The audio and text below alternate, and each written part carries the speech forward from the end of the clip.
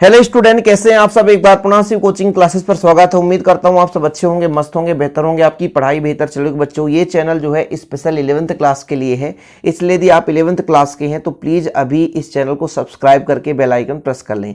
आज के इस लेक्चर में सीखने वाले हो आप 11th क्लास के फिजिक्स में न्यूटन की गति का द्वितीय नियम, साथ में आप लोग सिद्ध करोगे F बराबर ma।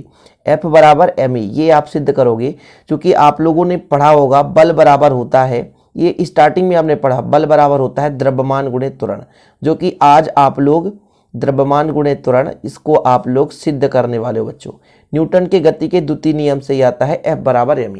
क्वेश्चन आ जाए कि सिद्ध कीजिए F बराबर ma, सिद्ध कीजिए F बराबर ma, तो फिर आज जो आप सीखने वाले हैं पूरा थ्योरम सीखेंगे, ठीक है। उसी को आपको एग्जाम में लिखना है और ये कई बार पूछा गया है, कई बार पूछा गया बच्चों, इसलिए आप लोगों को थोड़ा सा लास्ट तक समझना है। इसके दो नियम है, आज मैं पहला नियम यहां पर बता दे रहा हूं, दूसरा नियम आप चाहोगे तो अगले दिन दूसरा नियम भी करा दूंगा, ताकि आप लोगों को दिक्कत ना हो सकेगा और आसानी से सीख पाओगे। चलिए, सबसे पहले हम न्यूटन गति का द्वितीय नियम यहां पर देखते हैं कि न्यूटन गति का द्वितीय नियम है क्या। पहला नियम आप लोगों ने तो पढ़ा है कि भाई साहब, यदि कोई वस्तु स्थिर है तो स्थिर रहेगी, गतिमान है तो गतिमान रहेगी, जब तक उस पर बाह्य बल नहीं लगाया जाएगा, यानी बाह्य बल के अनुपस्थित में उसकी वस्तु की स्थिति में कोई परिवर्तन नहीं होगी।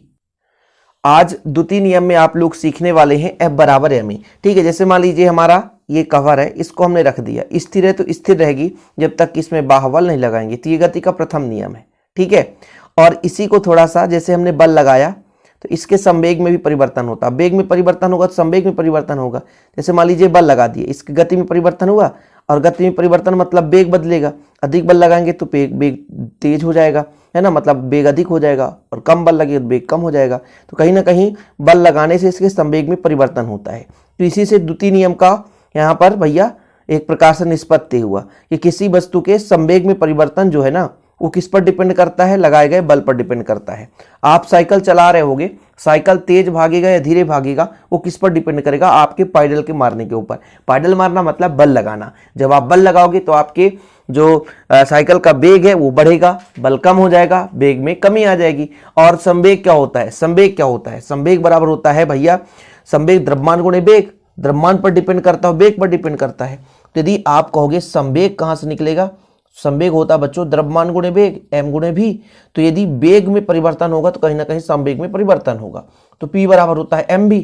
तो जब वेग में बदलाव होगा तो संवेग में बदलाव होगा, और ये जो संवेग किसके कारण बदलता है तो बच्चों लगाए गए बल के अनुक्रमानुपाती होता है, ठीक है। तो न्यूटन की गति का द्वितीय नियम कहता है किसी वस्तु के संवेग में परिवर्तन की दर उस पर आरोपित बल के अनुक्रमानुपाती होता है, और यह परिवर्तन आरोपित बल की ही दिशा में होता है। मतलब बल जिधर लगाओगे उधर ही जाएगा। मैंने आपको सबसे अच्छा एग्जांपल बताया कि ये पेन मतलब स्केच का कवर है, मैं बल आगे की ओर लगाऊंगा, इसके संवेग परिवर्तन आगे की ओर होगा। यदि इसके पीछे से लगाता बल इधर से तो संवेग परिवर्तन की दर पीछे की ओर होता। तो ये इसका तरीका है भाई साहब कि बल की दिशा में उसके संवेग में परिवर्तन होगी, जिधर हम बल लगाएंगे उधर ही उसकी संवेग में परिवर्तन होगी। ओके, कोई दिक्कत तो नहीं है। चलिए हम यहाँ पर प्रूव करेंगे, लेकिन यहाँ पर दो चीजें, यहाँ पर फैक्ट है। फैक्ट कैसे आप स्टार्ट करोगे इसकी निष्पत्ति का। सबसे पहले बोला गया संवेग, तो हमें संवेग मालूम होना चाहिए, जो कि अभी आपने सीखा संवेग बराबर होता है द्रव्यमान गुणे वेग।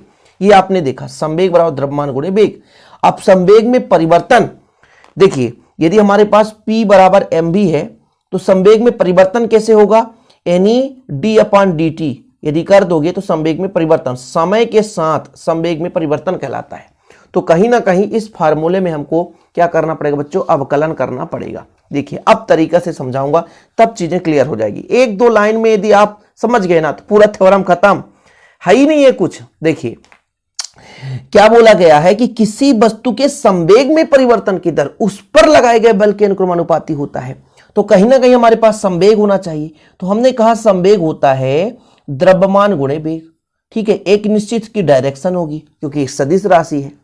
अब इसमें संवेग में परिवर्तन की दर निकालनी है, दर मतलब समय के साथ, इसलिए मुझे इसमें अवकलन करना पड़ेगा। तो ये हो जाएगा dp/dt, t के सापेक्ष अवकलन कर दे, इधर भी कर देता हूं d/dt m × v, ठीक। यहां तक क्लियर है, यहां तक कोई परिवर्तन नहीं है। अब देखो बच्चों, यहां पर जो m है वो कांस्टेंट वैल्यू है, यदि m को बाहर ले लो तो आपका आ जाएगा dv/dt, ठीक है। समय के साथ संवेग में परिवर्तन हो रहा है, ठीक।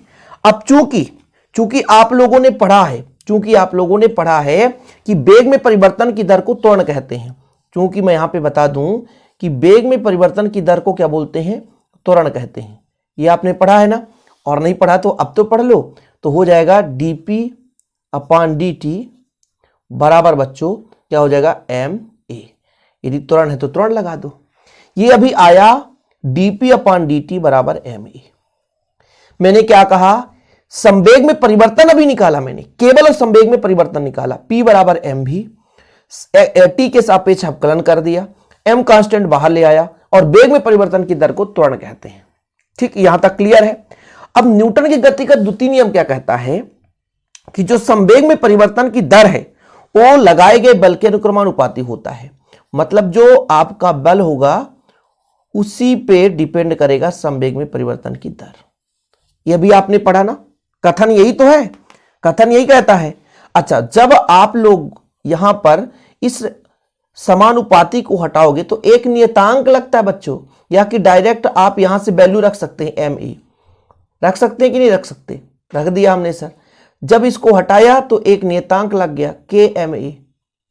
ठीक है, k का मान यदि 1 रखोगे तो आपका आ जाएगा f बराबर ma। यही तो सिद्ध करना था, कुछ है ही नहीं भाई, कुछ है ही नहीं है। 2-3 स्टेप है, संवेग बराबर द्रव्यमान गुणे वेग। अब इसके परिवर्तन की दर लगाएंगे तो परिवर्तन की दर निकल कर आ गई, और बोला है ये जो परिवर्तन की दर है बल के अनुक्रमानुपाती है, तो बल के अनुक्रमानुपाती कर दिया हमने। dp/dt का मान रख दिया, समानुपाती हटाए तो k नियतांक लग गया, k का मान 1 रख दिया तो f बराबर ma आ गया। यही तो न्यूटन की गति का द्वितीय नियम है, इससे एक्स्ट्रा कुछ है ही नहीं है भाई। इतना अल्प समय में आप तैयार कर सकते हो, कोई दिक्कत नहीं बच्चों। माना m द्रव्यमान का एक वस्तु v वेग से गतिमान है, तो संवेग p बराबर द्रव्यमान गुणे वेग, दोनों पक्षों में t के सापेक्ष अवकलन कर दिया तो dp/dt हो जाएगा बच्चों। इधर भी d/dt हो जाएगा, m into v, m constant है उसे बाहर ले आया बच्चों। अब द्रव्यमान में वेग में परिवर्तन की दर को क्या बोलते हैं, त्वरण कहते हैं। तो dv/dt की जगह आप a रख दोगे तो आ गया dp/dt।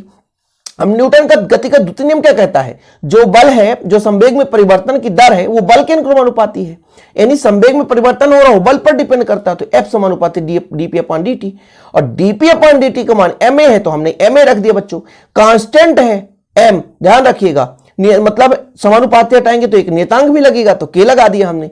यदि हम इस कैसे पद्धति में k का मान 1 रख दें उस स्थिति में f बराबर ma आ गया। यही न्यूटन गति का द्वितीय नियम का गणितीय रूप है। उम्मीद करता हूं छोटा सा वीडियो है, आपको पसंद आया होगा। प्लीज स्क्रीनशॉट ले लें। इसका हैंड रिटन नोट्स लेने के लिए हमारे पर्सनल नंबर पर कांटेक्ट कर सकते हैं 9685299149 पर, 9685299149 ये पर्सनल नंबर है बच्चों।